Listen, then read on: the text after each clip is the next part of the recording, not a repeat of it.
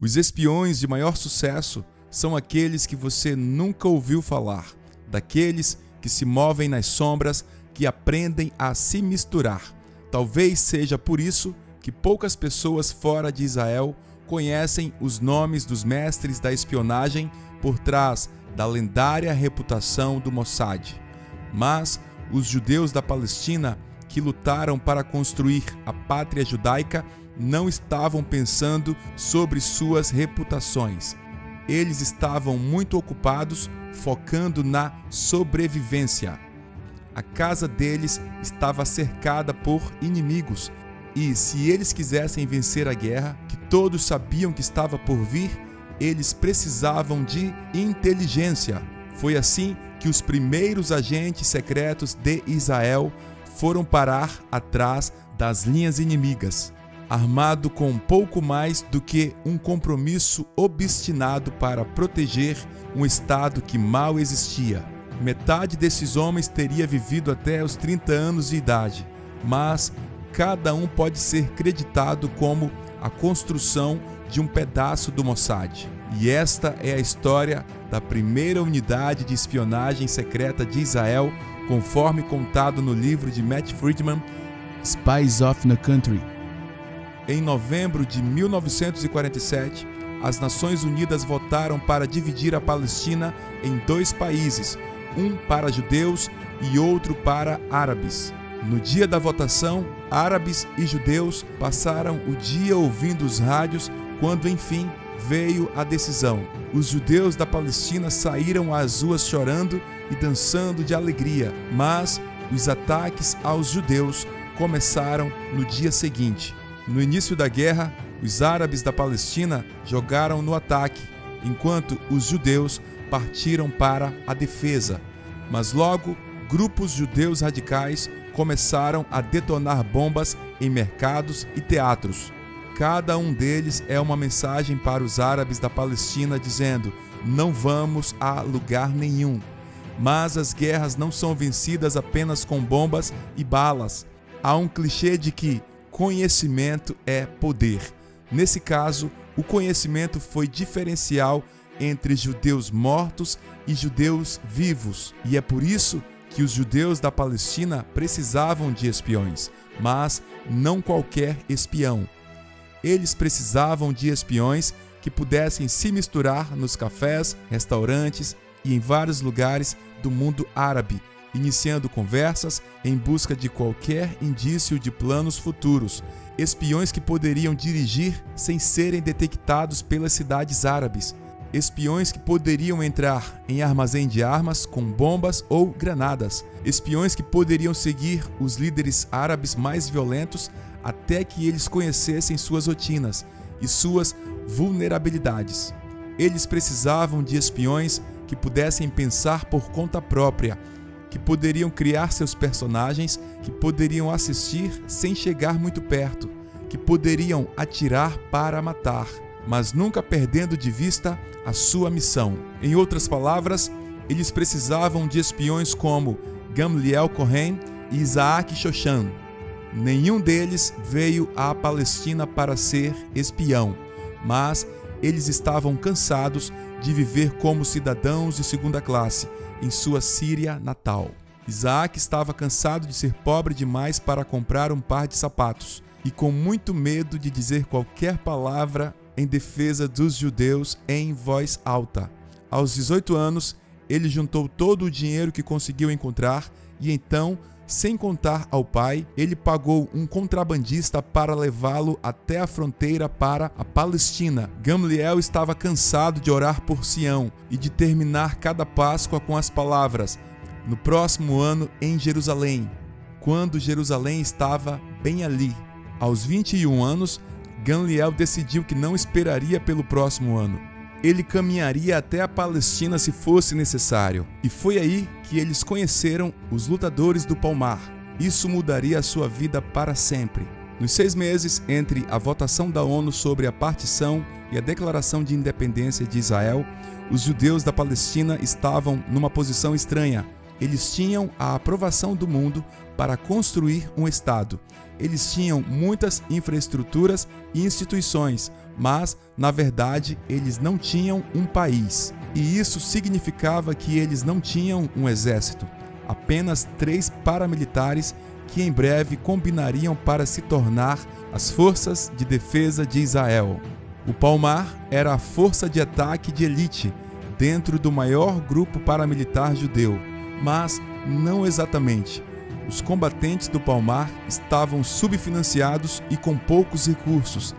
A arma mais poderosa deles era a determinação. E agora o seu grupo contava com judeus de língua árabe como Isaac e Gamliel. Eles aprenderam os meandros da oração muçulmana. Ao chegar aos 90 anos, Isaac ainda conseguia executar a coreografia de memória. Eles aprenderam a carregar, limpar e desmontar armas, e também a atirar com rapidez e precisão, independentemente do alvo. Eles aprenderam a construir explosivos com tudo o que estava à mão.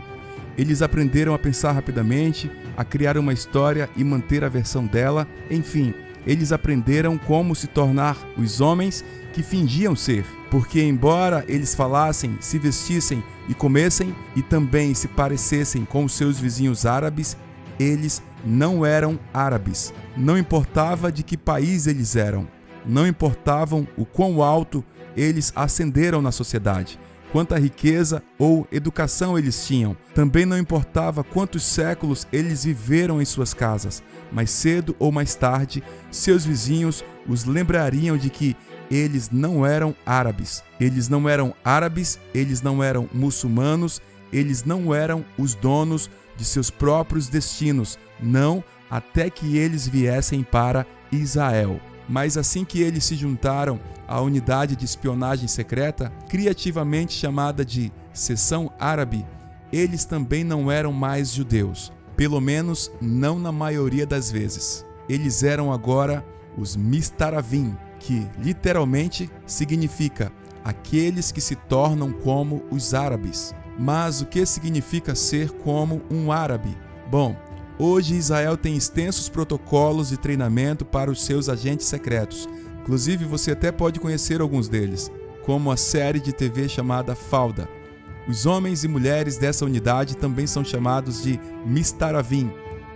Eles têm muito mais recursos do que os seus antecessores, de atiradores treinados a tecnologia sofisticada.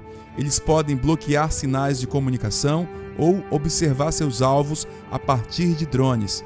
Mas o treinamento de Gamliel e Isaac foi muito distante dos extensos protocolos bem organizados do século XXI. O treinamento deles foi inventado à medida em que avançavam, incluindo o que significa ser como um árabe. Para Gamliel, ser como um árabe significava ir para a bela mesquita em Haifa, ouvir um pregador feroz conhecido como o Tigre.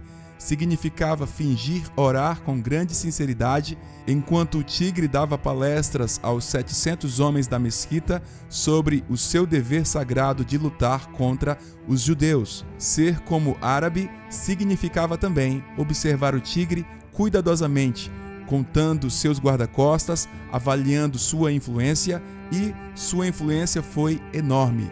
Ele conseguiu reunir grande parte da Haifa árabe ao seu lado. Os judeus não podiam se dar ao luxo de perder a cidade costeira.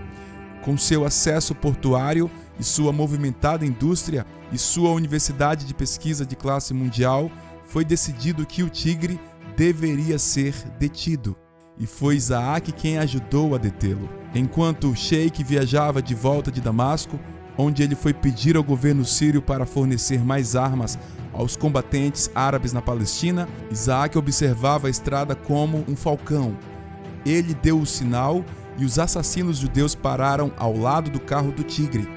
Eles apontaram suas metralhadoras e depois dispararam. Estes foram os tipos de missões que a seção árabe realizou, um pouco aleatório e com baixa tecnologia, e muito longe de algumas das futuras missões do Mossad. A maioria de seus companheiros foram mortos, mas, de alguma forma, o Tigre sobreviveu. Mas os espiões da seção árabe triunfaram. O sheik deixou Haifa e também a sua crescente força de combatentes para nunca mais voltar. Haifa estava agora vulnerável. Após uma batalha caótica, a cidade caiu nas mãos dos judeus e os árabes da região sabiam que algo estava acontecendo. Eles cobriram cidades árabes com cartazes, alertando as pessoas sobre espiões e impostores. A sociedade árabe manteve os olhos e ouvidos atentos para qualquer pessoa com sotaque suspeito ou oração atrapalhada ou a falta de familiaridade com as normas culturais. Muitos dos espiões foram então capturados. Suas mortes são horríveis demais para serem descritas aqui. Mesmo assim, o resto da seção árabe continuou. Eles não tinham outra escolha. A coragem deles nasceu no desespero. Menos de 5 anos antes, 1/3 dos judeus do mundo foram sistematicamente exterminados. Todo judeu entendia o que estava em jogo se sua pequena pátria cedesse sob constante ataque árabe. E foi assim que Gamliel Kohen, também conhecido como Youssef El-Ahmed, acabou em Beirute completamente sozinho. Ele não tinha para onde retornar, ele não tinha nenhuma força de ataque ao seu redor, também não tinha nenhum amigo que soubesse o seu verdadeiro nome. Ele viu vários homens sendo arrastados para fora dos ônibus e espancados sob a suspeita de serem espiões judeus. Ele também ouviu isso repetidamente de que ele não era o que parecia ser, e cada vez ele teve que se acalmar, dizendo: eu, Youssef El-Ahmed, um espião, um judeu? Você é louco? Durante 2 anos, ele vendeu doces em uma escola em Beirute e observou seus vizinhos de perto. No início, ele estava sozinho. Ele não conseguiu fazer contato com a comunidade judaica local. Isso acabaria com o seu disfarce e os colocaria em perigo. Os judeus de Beirute já estavam sob constante ataque como vingança pela guerra em Israel. Mas Gamliel não ficou sozinho por muito tempo. Logo, seus colegas espiões apareceram. Juntos, eles começaram a enviar seus relatórios para casa. Eles monitoraram o clima no Líbano, a cobertura jornalística da guerra, as simpatias dos cristãos, a raiva dos muçulmanos, a situação dos refugiados que haviam deixado a Palestina em busca de segurança em outra terra árabe. Eles relataram também que Beirute não tinha como se defender de um ataque aéreo. Eles também observavam que armas e carros estavam sendo descarregados no porto para ajudar os estados árabes no esforço de guerra contra os judeus. Eles também observaram que havia vários alvos para bombardear na cidade. Eles mapearam tudo, mas a guerra não chegou a Beirute.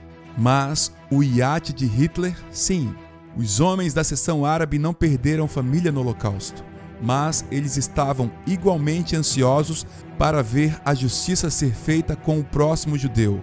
E então, quando souberam que um iate que pertencera a Hitler estava agora ancorado em Beirute, eles ficaram obcecados. Como se sua história não fosse ruim o suficiente, o iate estava a caminho do Egito, onde poderia ser usado na luta contra os judeus, a menos que os espiões pudessem detê-lo. A missão era arriscada. Não poderia parecer que vinha dos israelenses. Certamente não poderia vir de dentro de Beirute. Então, quando o iate saiu para o mar, os espiões enviaram um nadador armado com 2 minas dentro da água. Sob o manto da escuridão, ele anexou as 2 minas ao barco. Então, eles esperaram pela explosão. Esperaram e esperaram.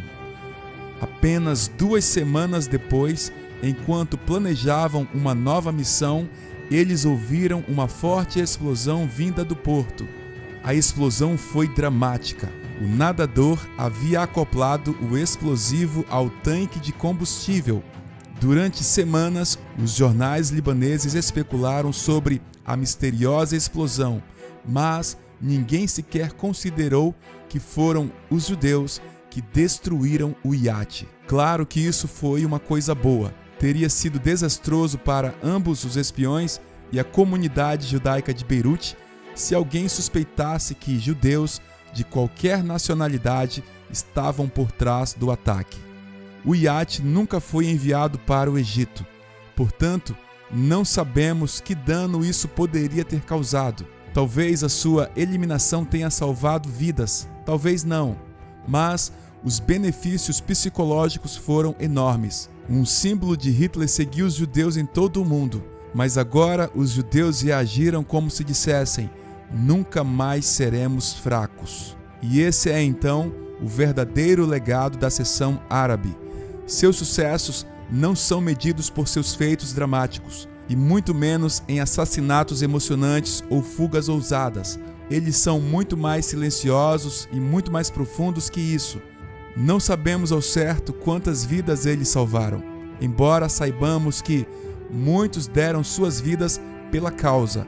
E sabemos que isso foi construído sem experiência, através da tentativa e erro, através de anos vivendo disfarçado e, enfim, o Mossad não seria o mesmo.